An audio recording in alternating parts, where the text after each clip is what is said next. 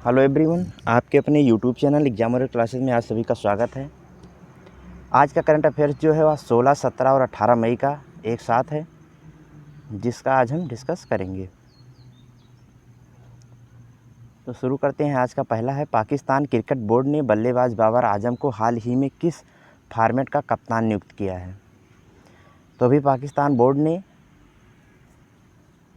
बाबर आजम जो कि बल्लेबाज हैं, इन्हें किस फॉर्मेट का कप्तान नियुक्त किया है। तो इन्हें T20 में कप्तानी पर नियुक्त किया गया है। अब ये जो बाबर आजम हैं, ये हाल ही में राष्ट्रीय टीम के वनडे और T20 फॉर्मेट के लिए कप्तान नियुक्त किए गए हैं, लेकिन जो अजहर अली हैं, ये टेस्ट कप्तान अपने स्थान पर बने रहेंगे।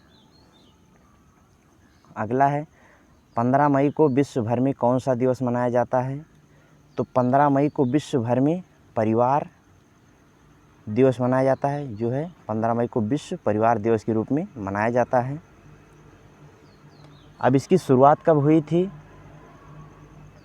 इसकी शुरुआत जो है वह 1993 में हुई थी, जिसकी घोषणा संयुक्त राष्ट्र महासभा ने किया था। तो इसे याद रखना कि जो विश्व परिवार दिवस है, इसकी शुरुआत जो है 1993 में हुई थी और इसकी घोषणा जो की थी वो संयुक्त राष्ट्र महासभा ने घोषणा की थी। अगला है, जम्मू और कश्मीर ने किस मिशन के तहत दिसंबर 2022 तक सभी ग्रामीण परिवारों को पानी की आपूर्ति के लिए नल का कनेक्शन देने की घोषणा की है। तो ये घोषणा जो है वह जल जीवन मिशन के तहत की गई है। इसका लक्ष्य जो है वह 2022 तक सभी ग्रामीण परिवारों को पानी आपूर्ति कराना है, जिसमें सभी को नल कनेक्शन दिया जाएगा। इसमें सभी 5000 गाँव में पानी की आपूर्ति करने की योजना बनाई गई है। Financial time educative education ranking 2020 में किस IIM को 50 देशों की सूची में 65वां स्थान है। 85, यानी कि 85 देशों की सूची में 65वां स्थान किसे मिला है। तो यह जो है IIM कोलकाता को 65वां स्थान मिला है।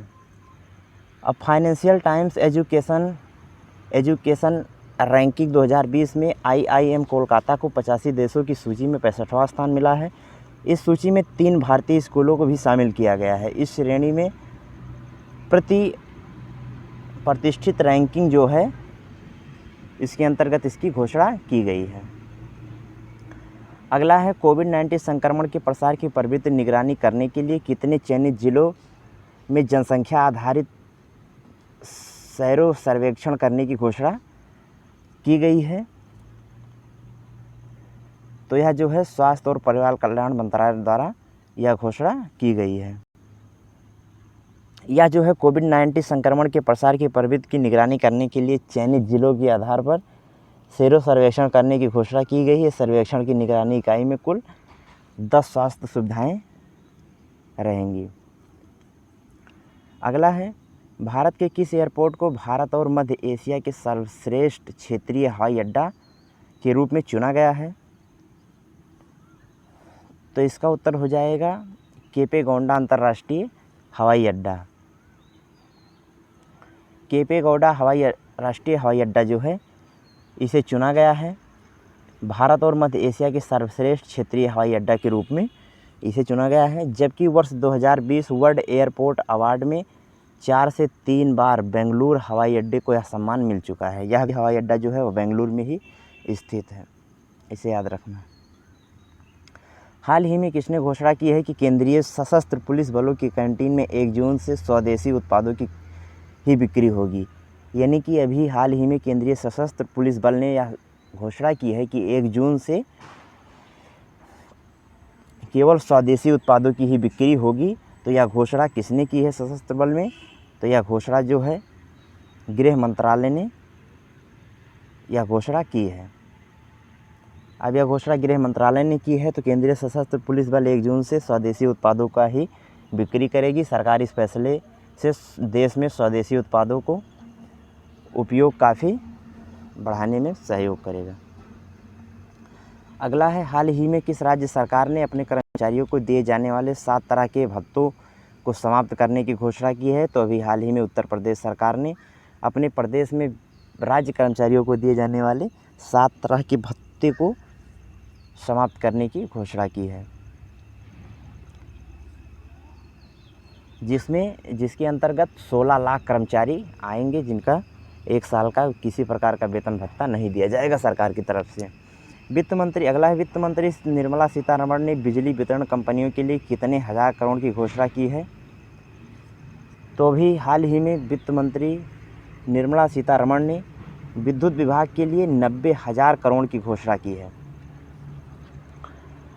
अब यह 90,000 करोड़ रुपया जो है यह राहत पैकेज के अंतर्गत आता है। कंपनी पावर फाइनेंस कॉरपोरेशन यानी कि PFC और ग्रामीण विद्युतीकरण निगम IRIC के तहत यह राशि दी जाएगी। अगला है, NRAI ने किस अवार्ड के लिए अंजुल मुदगल का नाम खेल मंत्रालय को भेजा है? तो अभी भारत जो है वह खेल रत्न के लिए अंजुल मुदगल का नाम खेल मंत्रालय को भेजा है। National rifle association of India यानी कि NRAI के हाल ही में खेल रत्न अवार्ड के लिए अंजुम मुदगल का नाम खेल मंत्रालय को भेजा गया है, जबकि द्रोणाचार्य अवार्ड के लिए लगातार दूसरे वर्ष पिस्टल कोच जसपाल राणा के नाम पर सिफारिश की गई है। दूसरी बार जो है वह द्रोणाचार्य अवार्ड के लिए पिस्टल कोच हैं जसपाल राणा को चुना गया है। अगला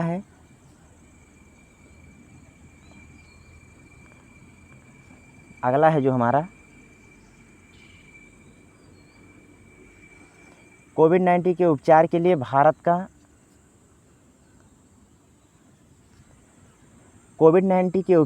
भारत का कौन सा संगठन WHO द्वारा वैश्विक एकजुटता परीक्षण में भाग लेगा?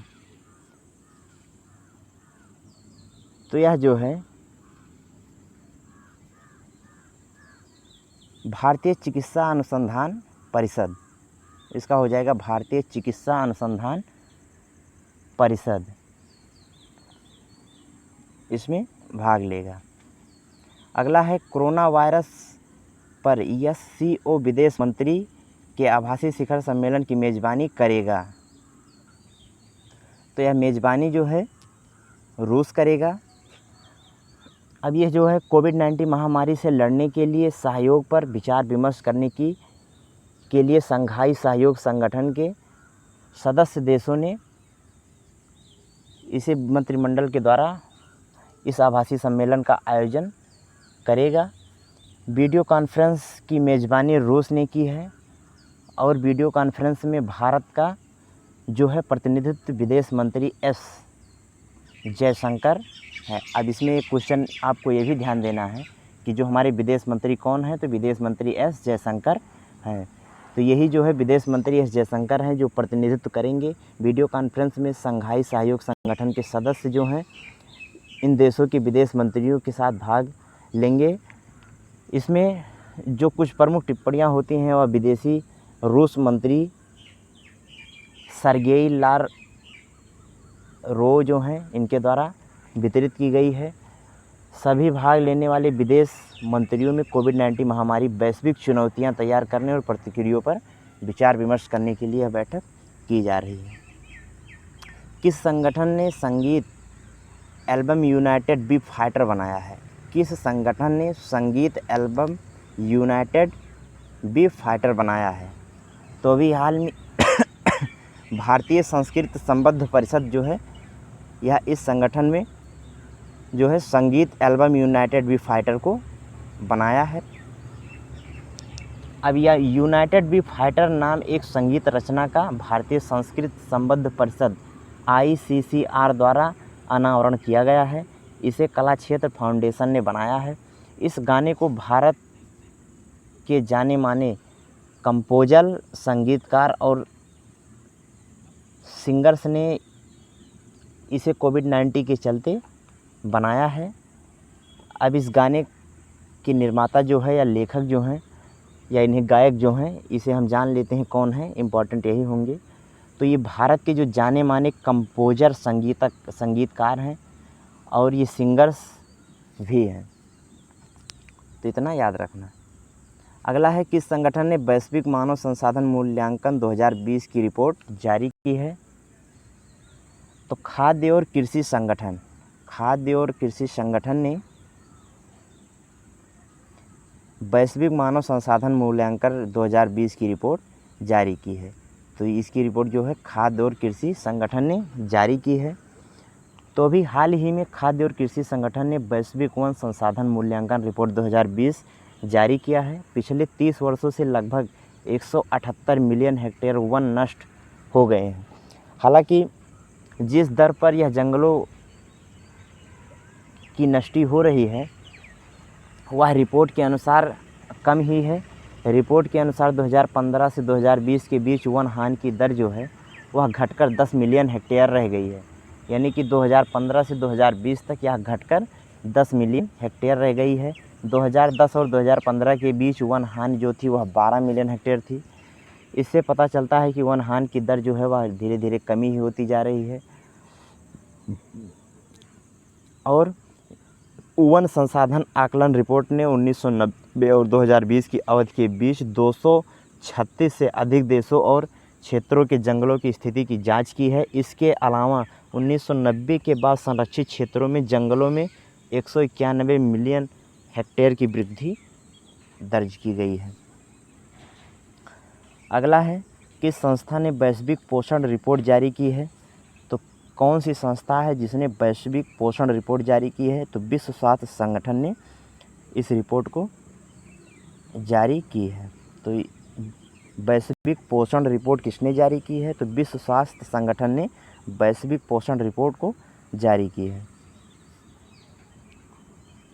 अब विश्व स्वास्थ्य संगठन जो है वैश्विक रिपोर्ट 2020 को जारी की है। इस रिपोर्ट के अनुसार भारत विश्व में उन 88 देशों में शामिल है जो संभवतः वर्ष 2025 तक वैश्विक पोषण लक्ष्यों को प्राप्त करने में सफल नहीं होंगे।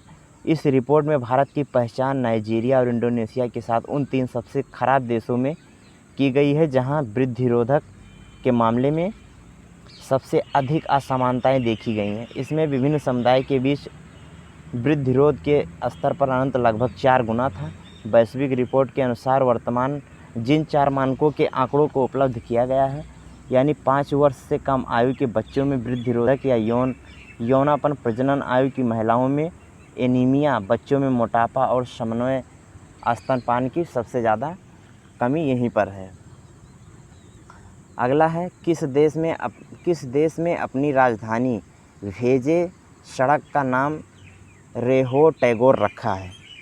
यानी कि किस देश की राजधानी है जिसमें एक सड़क बनाई जा रही है जिसका नाम रेहो टैगोर रखा गया है? तो इसका हो जाएगा इजराइल। इजराइल एक अपनी राजधानी में सड़क बना रहा है जिसका नाम रखा है रेहो टैगोर।